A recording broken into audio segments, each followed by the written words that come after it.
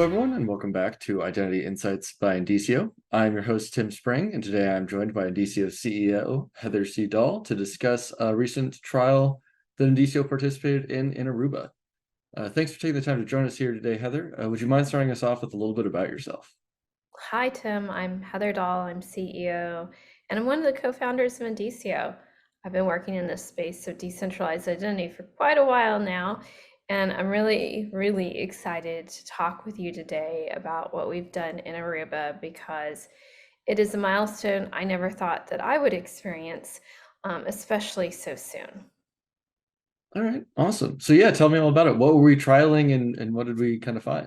Indicio, CETA, and the government of Aruba trialed the Aruba Happy One Pass for selected passengers who are arriving on the island of Aruba. And what we did was we focused on having the traveler receive authorization from the government of Aruba that they would be allowed to cross the border upon their arrival. And the key here is when they arrived in Aruba, they went through using biometrics facial recognition and used that to get the all clear across the border. And there was no paper passport involved upon arrival. And so when I landed in Aruba and went through this system, it was so fast, I didn't even realize what was happening because you're so used to something spinning in a screen, and it was just boom. And the Aruba authorities had to say, no, you're go. I went through the entire arrivals process to my luggage in seconds. That's how fast this was. And so what is really exciting is that CETA is deploying their automatic border control gates in Aruba starting next spring. And in those gates will be the digital travel credential, the verifiable credential we just tested the past couple weeks. And all travelers are going to be able to use the system in only a matter of months. Hmm, nice. That's super exciting and super close for people that want to go to Aruba next year for sure. Super close. So could you walk me through, and I know we've touched on it briefly, pieces for DC before, but could you walk me through the full process of what it looks like, right in preparation, and then obviously your walk through the security at the end? Yeah. So before I left for Aruba, when I was at home, I had my passport with the chip, and I also had my phone.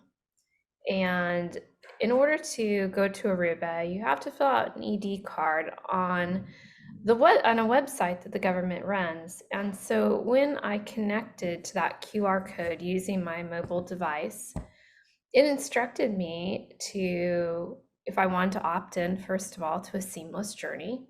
And when I confirmed yes, I took my passport. I took a photo of the page in my passport with my photo on it. And then the app instructed me to place my device on top of my passport, right on it.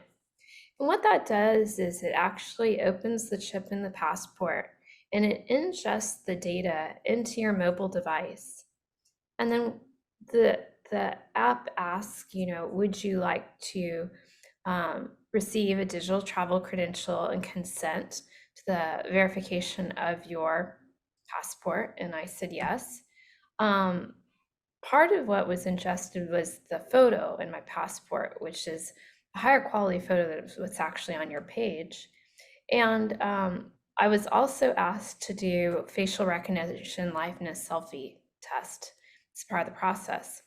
So the system checks to make sure that I had a legitimate passport. And once everything checked out, it created a digital travel credential that's held in my device in my Aruba Happy One Pass wallet. And then it asked me if I wanted to share my DTC or passport directly with the government of Aruba at that moment for the seamless journey, and I consented to do so.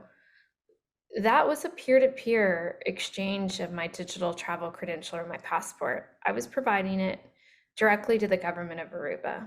I wasn't handing it over to the airline or third party, no direct integrations, all that. It was just me as the traveler to the government. And they had a verifier on their end in their existing immigration systems. They didn't have to rip or replace anything. It's just sat on top. And the verifier checked to make sure that my credential wasn't tampered with, etc., and ingested the data they needed to make a border crossing decision. They made the decision that I could um, enter Aruba, and so they sent me back a trusted traveler credential. And that is one way to think of it as a receipt, right? That you've received the approval from the government that you're going to be allowed to cross the border when you arrive, which takes a huge amount of relief off, from an airline's perspective. It takes the pressure off them because they know that I've already been in communication with the government and have that approval. So when I landed and went to the arrivals hall, there's an Aruba Happy One Pass lane. And I went up to it on a face pod. I hadn't, my passport was in my purse. Walked up, facial recognition, and off to bag claim. I mean, really, with Aruba, you're going to be able to go from arrivals to the beach in 30 minutes. I mean, I guess it could take longer if you stop to get a drink on the way, but it was instantaneously.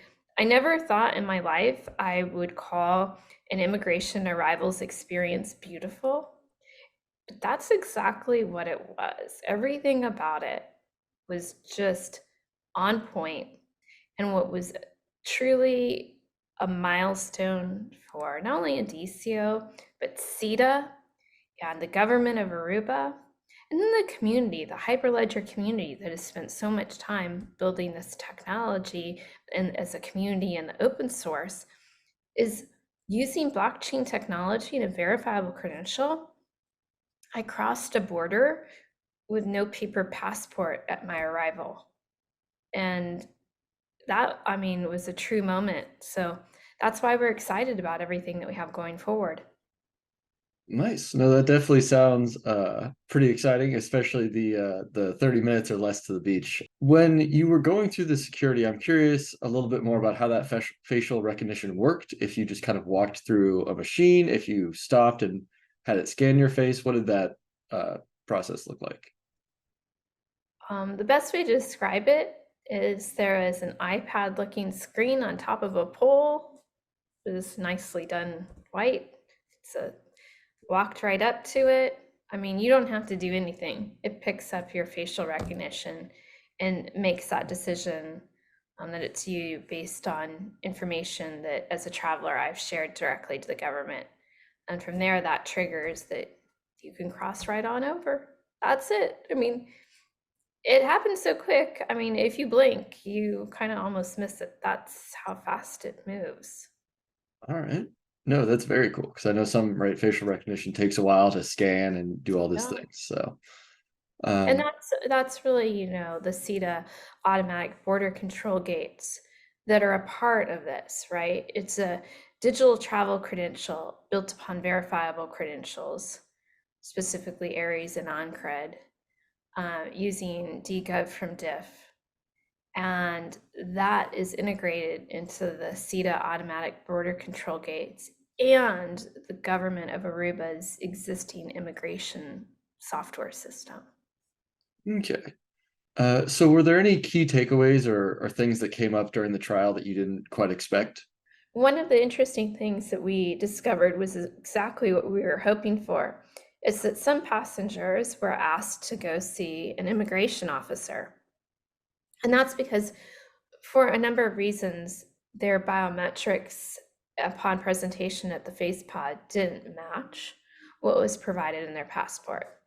What we discovered through that is it was a result of maybe surgeries or changes to the face. In one case, they forgot to, even though they were reminded to remove their glasses. But that's an important part because immigration and borders do want to make sure that they catch those and have more questions who don't necessarily match the criteria in which the government made that initial decision. And the system was detecting those cases and handling them, but they were doing it very quickly. So that person who needed to provide more information could quickly step aside so the next person could go. Nice. So I'm curious, obviously, right, it's rolling out in Aruba in early spring and then everyone can use it, right? Yes, it's a new paperless immigration system. It's slated to launch in the spring for all travelers that are going to Aruba, but also departing Aruba. And it's beginning. I was just on a panel discussion at Focusrite with the Minister of Tourism of Aruba, Minister Odebear, and he is extremely excited that Aruba launches this for all travelers early next year because they are leading the Caribbean. And in this case, they're leading the world in innovation using verifiable credentials. This will be full production, available for travelers to use the Aruba Happy One Pass. Not only use the Aruba, they call it the Aruba Hop because you hop right in, that you can use that to quickly clear through immigration, but they have a bigger vision than what we're doing today, and they're already at work at it. And so I think not only are we going to see the launch of the Aruba Hop for clearing the border for passengers in early spring, but Aruba has some really exciting things ahead for later in the year. So what is that bigger vision that you kind of see coming together in Aruba? The minister has talked about it is a complete seamless travel experience.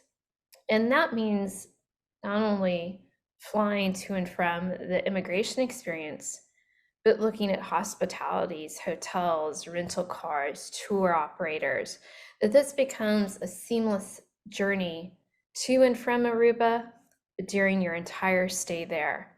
And so I think from the standpoint of Aruba, is they're truly visionary in this technology. They have been a part of the trusted partnerships between CETA and DCO and the government. And I think we will be seeing really innovative future look of how tourism really should be. I think we're going to be seeing Aruba rolling that out over the coming months and years. Nice. So I know Indicio, CETA, and Aruba have all been working together for a few years now, kind of bringing this technology to life. Could you talk a little bit about how that journey's gone and what, potentially the next steps are? The important thing to remember is the only way to learn how to drive a car is to actually drive it and not just sit in the driver's seat talking about driving it. And that's the key here with CETA and Aruba and Indicio. We made the decision and committed to doing this and building this and taking it step by step. And with each step and each trial, we learned more and we made progress together. We have a strong partnership. We have an immense amount of trust between all of our team members, and we have trust and belief in the shared vision we have. And it's because of that we, as the three parties, have gotten in there and we are driving the car forward. And maybe you start slow and start step by step. I think what you've seen is the journey from starting from scratch to having a full paperless immigration system that's slated to launch for all travelers early next year. And this is transformational. It's transformational because it brings the future of travel to be a reality today. It's transformational for the tourism and the island of Aruba. And it's transformational for the travel industry and our community of verifiable credentials. And that's the most important thing. When I look at how we got from the very early days, I look at the twists and turns and the journey that we took together. And people ask me, why did it work? You know why it worked? Because we got in that car and we said, we're going to learn how to drive. Let's move it out of park and go forward and drive this thing. Let's not talk about it anymore. Let's just go build it and do it and succeed. And I think that is the key thing, is that when you're a leader, a lot of people talk, a lot of people put up social media posts or slides or posts on X, and in Indicio, we build, we drive, and we deliver for our customers. And I think this is one of the really great examples of that, and how you can take an idea and really deliver transformational change together. Absolutely. And honestly, you make a great point that it went from idea to ready to use in spring in about 3 years, which seems like a pretty crazy quick timeline to me. Yes, and what's really important is, remember when we started from absolute scratch. But now going forward with CETA, and especially in these most recent weeks, we're installing the agents in a matter of hours, or in some cases, a couple days. For any company going forward using verifiable credentials, they're not on a 3-year journey anymore. They're on a journey that can be done in 3 days. And they can deploy verifiable credentials, solving, a fair, good size use case in a week, maybe 2 weeks. Once they know what their architecture is, that's it. And I think that's what's really important, is we not only made this progress with Aruba, we made this progress overall with the technology. So a company coming in now, where 2 years ago it'd be like, okay, a couple months, we're like, yeah, a couple days, and we can install a verifier agent into your enterprise software um, in an hour. So at this point, it's just people's imagination, because the technology is there and ready to go. The question is, what are you going to build? Hmm. Wow. Well, that is super exciting. That is about the end of our conversation for today. I definitely appreciate you taking the time to speak with us, Heather. If you at home are interested in learning a bit more about the technology or cool happenings in the space, be sure to subscribe to the channel. We'll continue to bring you updates whenever we can. And Heather, final question for you, which is, if someone wanted to learn a bit more about the trial we've been discussing today, where would you suggest they look? I would join the Indicio LinkedIn page. I would join the CETA LinkedIn page, and I would join the government of Aruba, because all of us are updating about our progress together on a regular basis. And so I think those are really great places to follow updates on, uh, just, breaking news type of situation. Everything goes into those LinkedIn pages.